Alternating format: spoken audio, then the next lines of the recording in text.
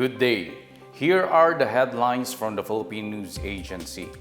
President Ferdinand R. Marcos Jr. vows to pursue the upskilling and reskilling of the workforce in pursuit of a bagong Pilipinas conducive to economic and employment growth.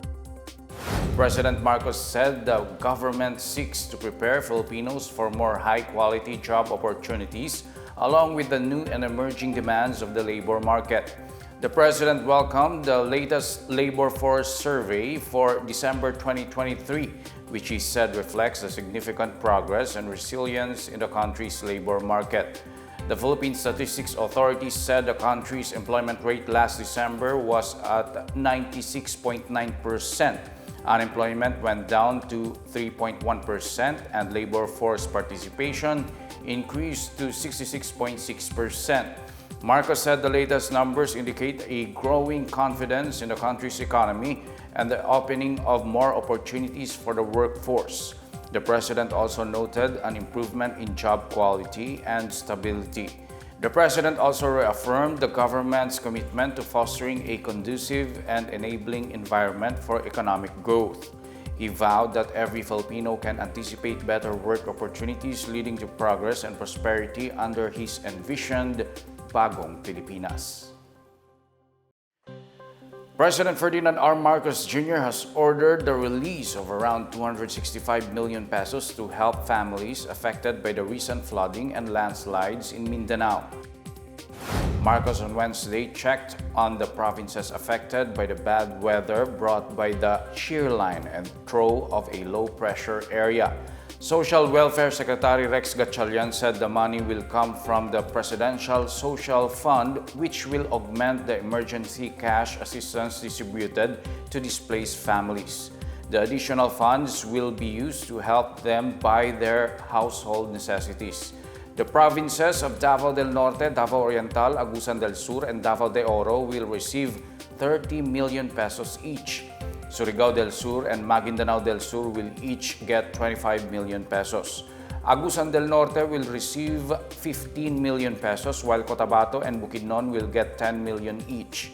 Marcos also ordered the immediate repair of roads to fast-track the distribution of assistance to isolated villages and other affected areas. The Department of Foreign Affairs says it is ready to accommodate pre-pandemic levels of Philippine visa applications. DFA Office of Consular Affairs Visa Section Director Lailani Feliciano said the country has the capacity to process and issue as many visas before the pandemic.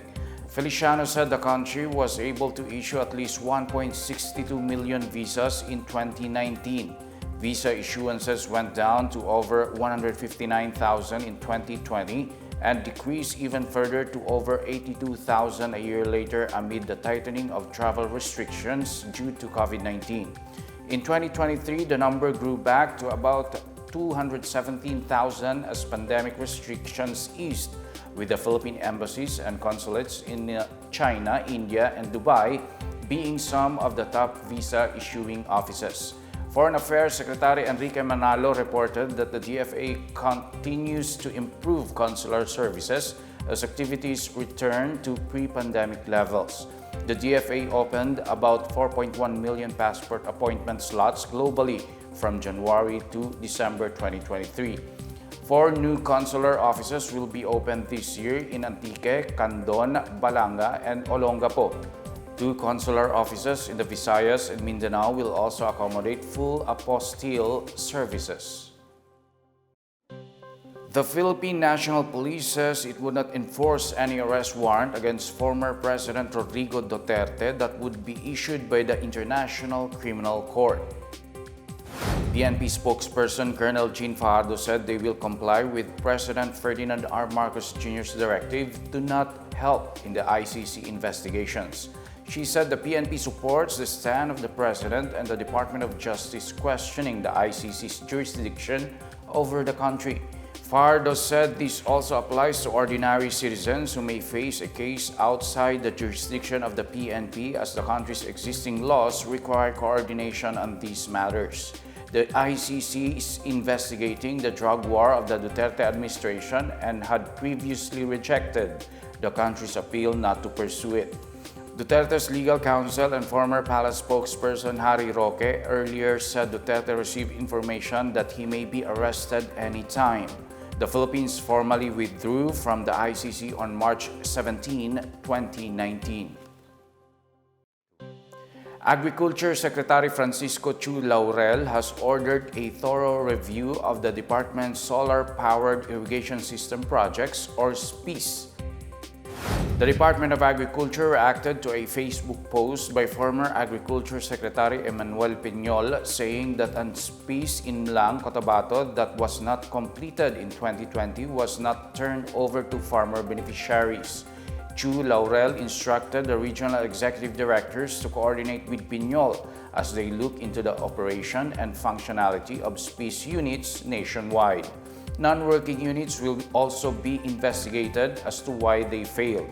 Meanwhile, existing units would undergo technical assessment, including recommendations on how to improve the program. More than 200 SPIS units have been constructed nationwide since the DA adopted it as a banner program in 2017. And that's the latest and the biggest stories on the PNA Headlines. For more news updates, please visit our website pna.gov.ph or our Facebook and X account, Philippine News Agency. The PNA Headlines is also streamed via the Servicio Facebook page. You may also watch the PNA Headlines through the Philippine News Agency's YouTube account via the News and Information Bureau website nib.gov.ph under PNA News, or on the Facebook page of the Presidential Communications Office, or PCO. I am Wilnard Bacelonia, and this is the PNA Headlines, bringing stories that unite the nation.